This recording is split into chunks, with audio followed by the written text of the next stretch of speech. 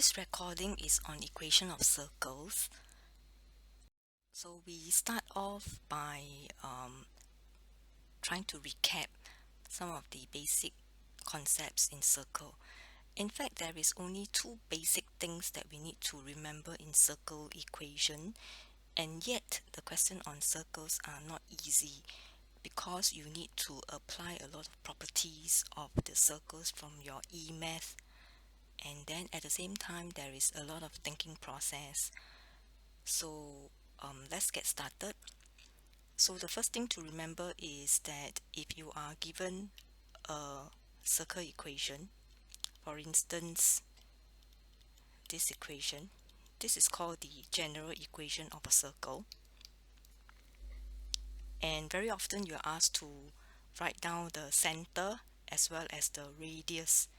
So if you can remember the center, basically we will just look at this coefficient of x and then we divide by -2, so that's your x coordinate, and then we look at the coefficient of your y.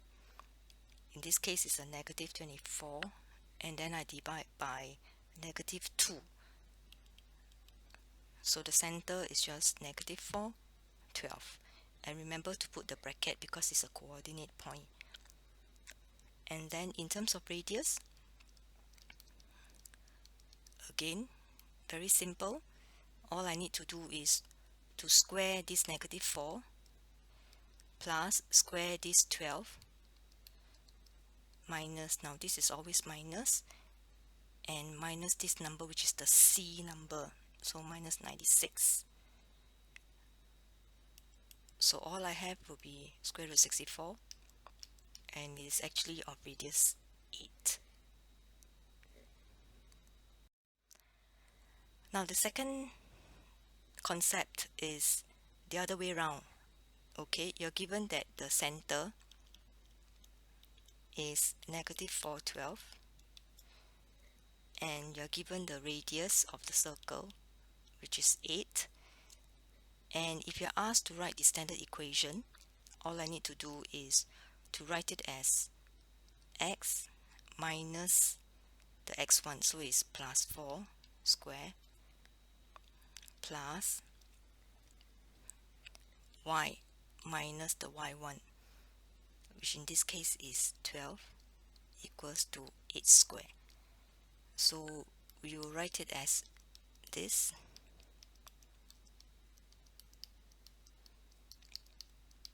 =64. So this is the standard equation.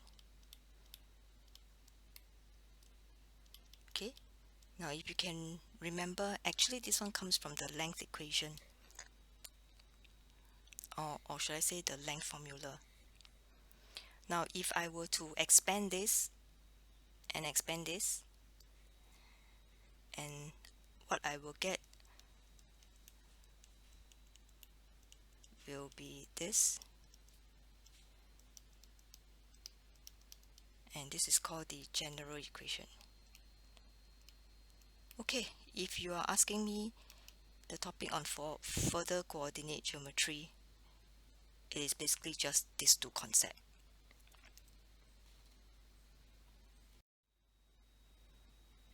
Okay, I'm going to use an example to show you how the thinking process will be like, and then we'll also try to recall some of the basic things that you need to know. Now this is a full question on circle, and if you notice later on as I do, I'm able to crop the questions part by part, so which means to say that you don't have to actually look at the whole question. You just need to do it part by part, and then you will notice that every part is related to one another. Okay, so let's look at the first two parts, or at least the first two sentences. There is a circle C1 and you're given a equation, and then they ask you to find the radius and coordinate of the center. So notice how I crop the question. I don't need the rest of the question. So let's do this part first. Now you remember what we said about the standard equation or the general equation. I must bring the 36 over, and you must make sure that this is equal to 0 before you start, and then the coefficient of x squared and the coefficient of y squared must be 1 before you start. So if I want to find radius, very simply, and coordinate, for this question they ask for radius and then they ask for the center, but you notice that we have to find the center, then we can do the radius. So I think that's why it's a little bit tricky in this way. So doesn't matter, we can find the center first. So the center will be the coefficient of x, and then I divide by -2, so it's -2, and then the coefficient of y, and I divide by -2, so it's 3. So the center is actually -2, 3, and again the bracket is important. So after I find the center, I can find the radius. So the radius is square root. Now remember we said that you square this, so it's 4. You square this, 9, and this is always negative. And this time around, if you notice, the c is actually -36, so it's minus c. So you work it out, this is actually square root 49, and it's 7. So the radius is actually 7 units. And there you are, you have 3 marks. Now, having done the first part, if you notice, we move on to the next part of the question, which is a C2 now, a second circle. So it has got nothing to do with part 1. Alright, part 1 may come in again for later part of the question, but as for now, it doesn't affect. So there's a circle C2, and the circle C2 has a diameter AB. Okay, and then there is a point A with this coordinate, and then the equation of the tangent to this circle is at B, and has got this equation. That means if I want to picture it, it is something like that. I have a circle, and then there is an equation. Okay, this is the equation of the tangent, and it's supposed to be at B, and this equation is 3y equals to 4x minus 15, something like that. And then there's another point which is A, -5, 5. Okay, now if you were to ask me how come I know that the line is this way and not any other way, so it goes back to your basic understanding of a line equation. This line equation is actually y equals to 4 over 3x minus 15 divided by 3, so it's -5. Okay, it's -5. Then that means to say that it's a positive gradient, and then the y-intercept is -5. So if you look at the coordinate geometry, the straight line, if you have learned, positive gradient, it must slant this way, and then -5 is your c y-intercept, so it's -5, something like that. So that's why I would draw the line like this, and I will not draw the line like this, because the line like this would mean that it's negative gradient. Okay, so let's do it on a proper circle and so on, so that it's clearer. So therefore, this is the tangent that you're talking about, and this is actually your B, because the equation of the tangent is at B. And then there is a point A, and its diameter. So that means to say that this is actually the diameter, and A is somewhere here. So A is -5, 5. Okay, and A is supposed to be diameter. So that means the center of the circle is somewhere here. Okay, so the diagram will look like this. So now, are we ready to find the equation of the diameter? And then after that, hence, you're supposed to find the coordinate of B. So what happens is that, again, the concept of the diameter and the tangent. This one must be 90 degrees because you learn in E-math. Alright, this one is something about radius perpendicular to tangent. So this is 90 degrees. So if this is 90 degrees, then that means the gradient of AB, okay, remember, must be the negative reciprocal. What I meant is that the m1 times m2 must be equals to -1. So therefore, this line has got gradient 4/3. And therefore, gradient of AB is perpendicular to this line. So therefore, gradient of AB is -3/4. Okay, and if you want to find the equation of the diameter, you need the gradient and a point. So the point that you should be using will be A. So you have a point, you have a gradient, you can find the equation. So therefore, the equation of AB is actually y minus 5 equals to -3/4 x plus 5.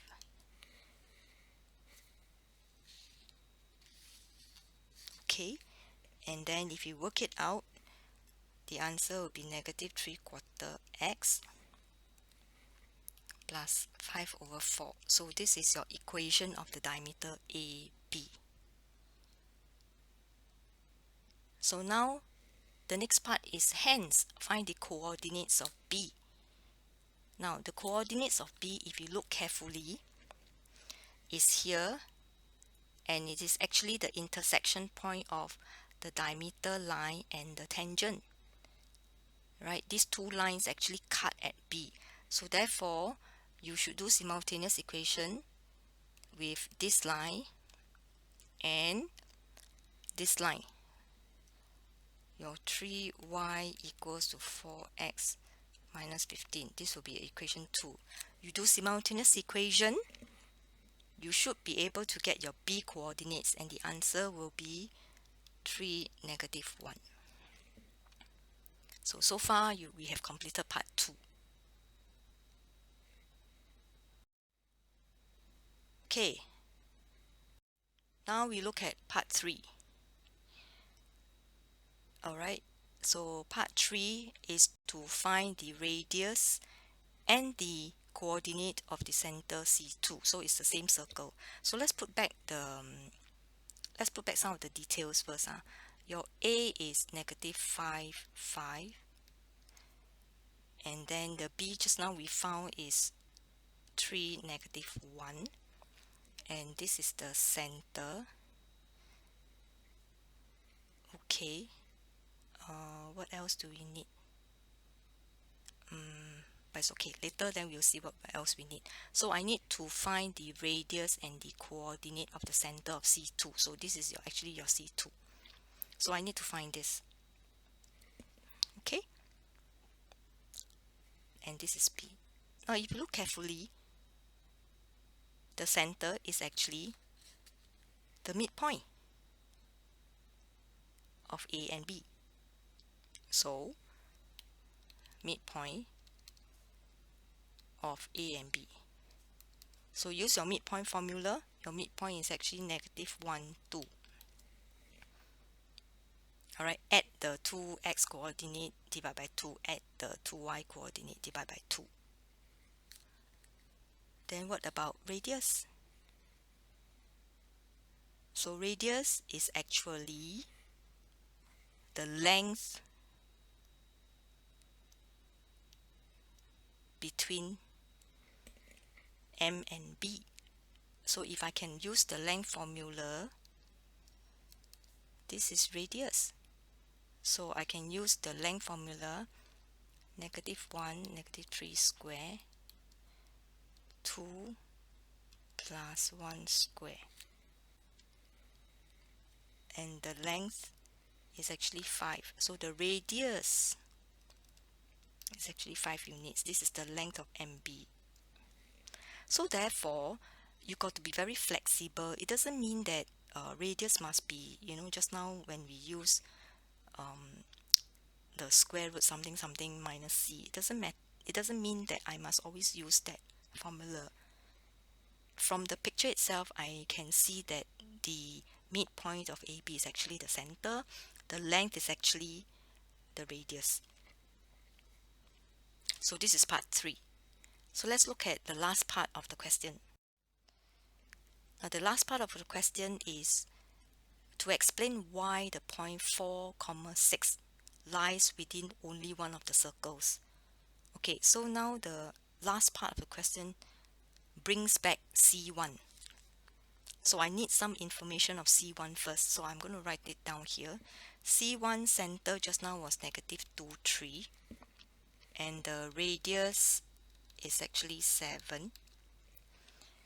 Okay, and then C2, the radius, the center is actually -1, 2, and the radius is 5 units. That's your C2.